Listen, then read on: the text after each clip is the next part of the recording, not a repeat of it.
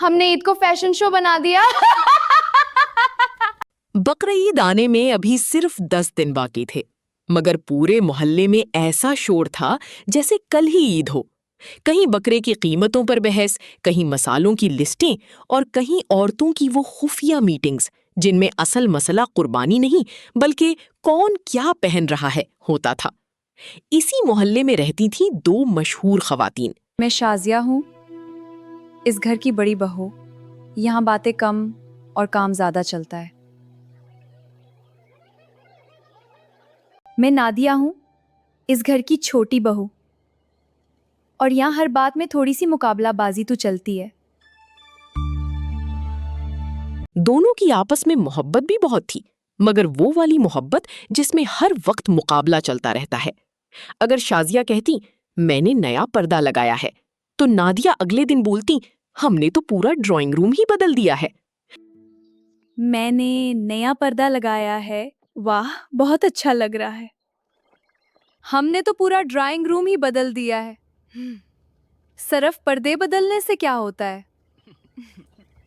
اگر نادیہ کہتی ہم نے فریج لیا ہے تو شازیہ فوراً کہتی ہم تو ڈبل ڈور لینے کا سوچ رہے ہیں۔ اور اب تو بقرعید آ رہی تھی، یعنی مقابلے کا عالمی کپ شروع ہونے والا تھا۔ ایک دوپہر شازیہ بڑے انداز سے نادیہ کے گھر آئی، ہاتھ میں شاپنگ بیگز، چہرے پر فخر اور چلنے میں وہی غرور جیسی پورا طارق روڈ خرید کر آئی ہو۔ السلام علیکم دیورانی صاحبہ۔ وعلیکم السلام ہو، آج تو بڑی شاپنگ لگ رہی ہے۔ بس کیا بتاؤں، عید ہے نا، تھوڑی بہت شاپنگ کر لی۔ اچھا کیا لیا؟ ذرا صبر کرو، سب کچھ دکھاؤں گی۔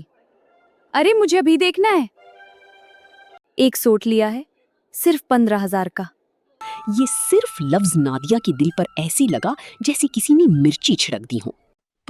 15,000؟ ہاں بھائی، اب عید پر سستا تو اچھا نہیں لگتا نا۔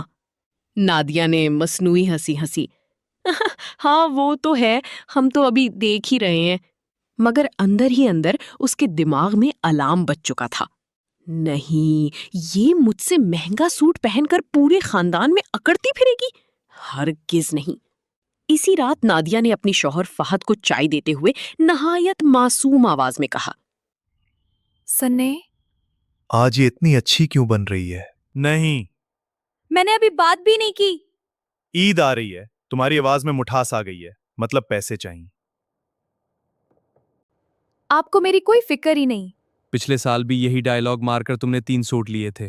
وہ الگ بات ہے، مگر اس بار مسئلہ عزت کا ہے۔ کس نے بے عزتی کر دی؟ آپ کی بھابھی نے۔ اس نے 15,000 روپے کا سوٹ لے لیا جیسے دشمن ملک نے حملہ کر دیا ہو۔ ارے بس کرو، اتنی بڑی بات نہیں ہے۔ وہ 15,000 کا سوٹ لے آئی ہیں، اور وہ بھی اتنا چمکدار کے لگ رہا تھا چلتا پھرتا فانوس ہے۔ تو تم بھی لے لو۔ میں 15,000 والا کیوں لوں؟ میں تو 20,000 والی ساڑی لوں گی۔ 20,000 ساڑی میں سونا لگائے کیا؟ اگلی دن نادیہ اپنی سہیلی روبینہ کے ساتھ بازار گئی۔ پورا دن دکانیں چھان ماری۔ یہ بہت سادہ ہے، تو پھر کچھ اور دیکھ لیتے ہیں۔ نہیں، یہ شازیہ بھابھی سے سستا لگ رہا ہے۔ آخر ایک دکان پر اس کی نظر ایک بھاری بھرکم ساڑی پر پڑی۔ ساڑی ایسی چمک رہی تھی کہ دکاندار کو الگ سے لائٹ جلانے کی ضرورت نہیں تھی۔ یہ کتنے کی ہے؟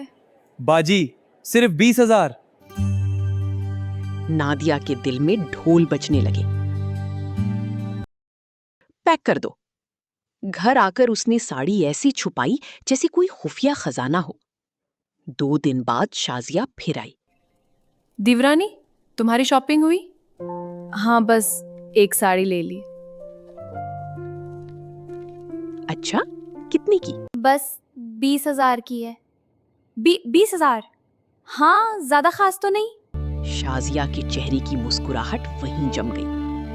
اب شازیہ کے دل میں آگ لگ چکی تھی۔ نہیں، یہ مجھ سے مہنگی ساڑی پہن کر خاندان میں ہیروئن بنے گی؟ کبھی نہیں۔ اسی رات شازیہ نے اپنی شوہر کامران سے اعلان کیا، مجھے نئی جیولری چاہیے۔ کس خوشی میں؟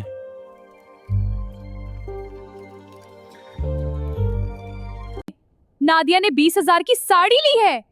تو کیا مطلب میری عزت خاک میں مل جائے گی؟ तुम दोनों औरतें ईद मना रही हो या इलेक्शन लड़ रही हो? ये सब नादिया की वजह से है। मुझे क्यों ब्लेम कर रही हो? तुम खुद ज्यादा खर्च कर रही हो। हम ईद के लिए शॉपिंग कर रहे हैं, इलेक्शन नहीं। अब मोहल्ले में रोज नई खबरें आने लगी।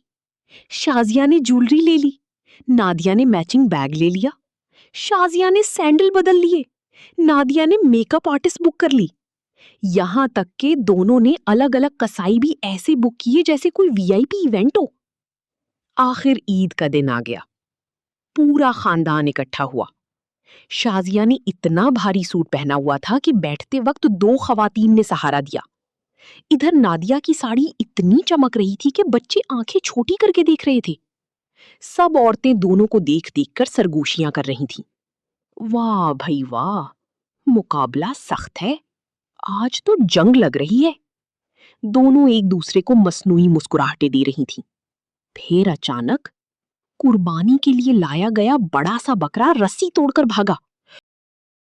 दोनों चीखती हुई भागीं। शाजिया का दुपट्टा एक कुर्सी में फंस गया, नादिया की हील घास में धंस गई। पूरा खानदान हंस हंस कर दोहरा हो गया। आखिर दोनों हाँपती कांपती एक कमरे में घुस गईं। चंद लम्हे खामोश रहीं, फिर एक दूसरे को देखा और जोर जोर से हंसने लगीं। हमने ईद को फैशन शो बना दिया। शाजिया हंसते हुए बोली और आखिर में बकरे ने हमारी सारी अकड़ निकाल दी।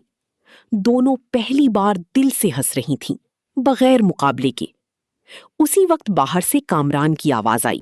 अगर शॉपिंग खत्म हो गई हो तो आ जाओ, गोश्त भी बांटना है।